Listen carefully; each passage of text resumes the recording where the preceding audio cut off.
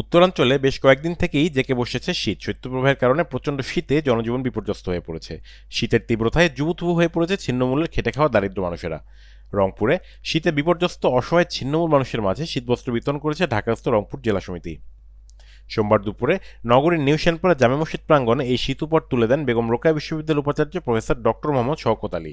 এ সময় সঙ্গীত শিল্পী অন্তর রহমান সহ সংগঠনের অন্যান্য নেতৃবৃন্দগণ উপস্থিত ছিলেন। বিভিন্ন জেলার পিছিয়ে পড়া জনগোষ্ঠীকে এগিয়ে নিতে সমাজের বিত্তবান মানুষের পাশে থাকার আহ্বান জানান উপস্থিত অতিথিবৃন্দ।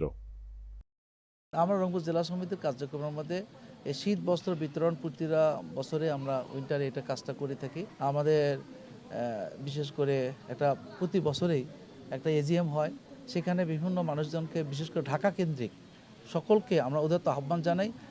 এটা একটা অরাজনৈতিক সামাজিক সংগঠন হিসেবে যে সকল মানুষরা বিভিন্ন স্থানে বড় বড় জায়গায় অবস্থান করতেছেন, তারা নিজেরা কিছু করতে পারে না, সংঘবদ্ধভাবে এই সমিতির মাধ্যমে সেই কাজটা পরিচালনা করার জন্য তারা আমাদেরকে আর্থিক সহযোগিতা দিয়ে এই কাজটা করেন। আর যারা আমরা আছি, যারা তাদের মাধ্যমে আমরা বিভিন্ন উপজেলায় এই কাজটা পরিচালনা করে আসছি। সমাজে যারা বিত্তশালী তারা এই সমিতির ফান্ডে যদি টাকা দেয়, তাহলে সেই টাকাটা দিয়ে আমরা প্রপার ইউটিলাইজ করতে পারি। আমাদের সমিতির ফান্ডের যেটুকু আছে, আগামীতে ইনশাল্লাহ আমরা সেন্ট্রালের সিদ্ধান্ত নিয়ে এই ধরনের কার্যক্রম আমরা হাতে নেব বলে সিদ্ধান্ত নেওয়ার জন্য আমাদের সহজ হবে। Mahbur Rahman, RCTV news, Rangpur.